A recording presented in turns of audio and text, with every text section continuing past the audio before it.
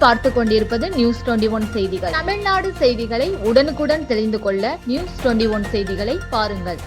கொடைக்கானல் பூண்டி மலை கிராமத்தில் சாலையோர சிக்கன் உணவகத்தில் மது விற்பனை படுஜோர். கள்ள சந்தையில் மது விற்பனை செய்யும் நபர்கள் மீது நடவடிக்கை எடுக்க வேண்டுகோள். மது பாட்டில்கள் விற்பனை செய்யும் வீடியோ வைரல்.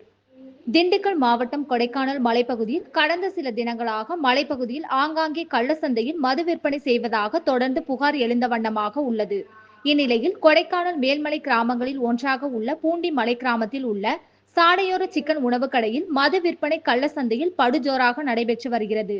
மது விற்பனை செய்யும் அருகே துவக்கப்பள்ளி மற்றும் பேருந்து நிலையம் இருப்பதால் மது பிரியர்கள் மது அருந்திவிட்டு அராஜகத்தில் ஈடுபடுவதாக சொல்லப்படுகிறது.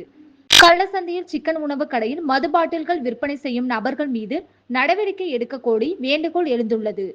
மேலும் சாலையோர சிக்கன் உணவு கடையில் மது பாட்டில்கள் விற்பனை செய்யும் வீடியோ வைரலாக பரவி வருவதும் குறிப்பிடத்தக்கது. நியூஸ் 21 செய்திகளுக்காக கூல் சுரேஷ்.